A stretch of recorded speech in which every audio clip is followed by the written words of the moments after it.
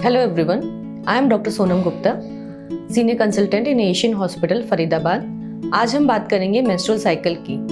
Normal menstrual cycle क्या होता है, बच्चियों में आजकल ये जल्दी क्यों आ रहा है और इसकी क्या क्या प्रॉब्लम्स होती हैं और हमें कब डॉक्टर से मिलना चाहिए। मेंस्ट्रुअल साइकिल एक नॉर्मल नेचुरल प्रोसेस है जो कि 4 पार्ट में डिवाइड होता है।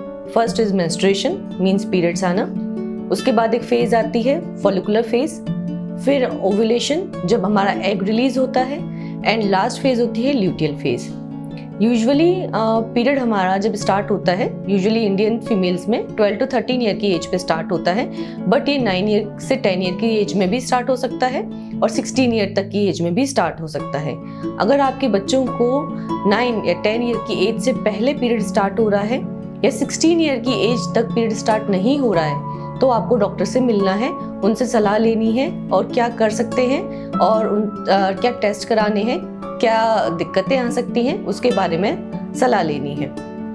और अगर पीरियड आपका नेचुरली शुरू हुआ है तो बच्चों को आजकल सबसे इम्पॉर्टेंट प्रॉब्लम आ रही है प्यूबर्टी मेनोरेजिया मीन्स, और प्यूबर्टी मेनोरेजिया के साथ साथ पीरियड्स प्रॉब्लम की।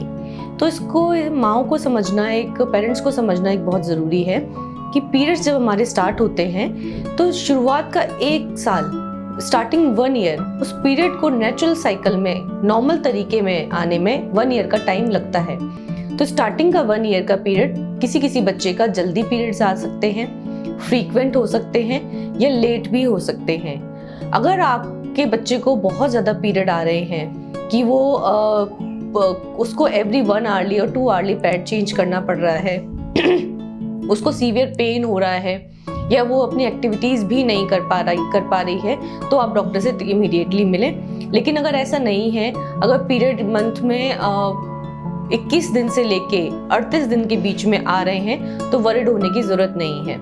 लेकिन आपको डॉक्टर से मिलना है अगर आपके पीरियड बिफोर 21 डेज आ रहे हैं या 38 डेज से लेट हो रहे हैं।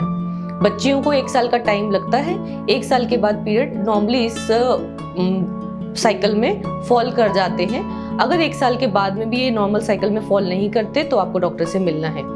इसके अलावा क्या क्या प्रॉब्लम्स हो सकती हैं, नॉर्मल फीमेल्स में पीरियड्स के टाइम पे एक्सेसिव पेन होना जो आपकी एक्टिविटीज़ को, नॉर्मल एक्टिविटीज़ को आपको दिक्कत करे, या फिर आपके पीरियड 21 दिन से पहले आना, या आपके पीरियड 38 डेज के लेट आना, या फिर आपको पीरियड्स के टाइम पे पैड्स फ्रीक्वेंटली मीन्स 1 और 2 आवर्स में चेंज करने पड़े, या आपको क्लॉट्स, गांठें जैसी पास होने लगे, या फिर आपको पीरियड्स के बीच में स्पॉटिंग दिखे, मिड साइकिल ब्लीडिंग हो, या फिर आपको इंटरकोर्स के बाद में ब्लीडिंग हो।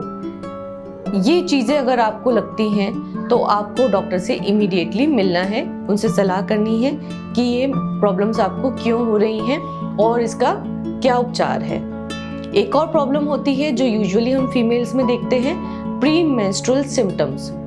प्री मेंस्ट्रुअल सिम्टम्स किसी फीमेल्स को काफ़ी ज़्यादा होते हैं, इतने तक होते हैं कि उनको उल्टियाँ आती हैं, सर दर्द होता है, वो अपना उठ भी नहीं पाती हैं और पीरियड्स आने के 7 डेज पहले से आना शुरू हो जाते हैं सिम्टम। अगर आपको ये सिम्टम्स पीरियड आने के 7 डेज पहले से और बहुत सीवियरिटी के हैं तो आपको डॉक्टर से मिलिए कि ये कहीं किसी और चीज़ की निशानी ना हो, कोई और आपको प्रॉब्लम्स हो रही हो। तो अगर आपको अपने पीरियड से रिलेटेड कोई भी प्रॉब्लम है जो आपको लगता है कि इन प्रॉब्लम्स में फॉल करती हैं तो जल्दी से जल्दी मिलें। Thank you.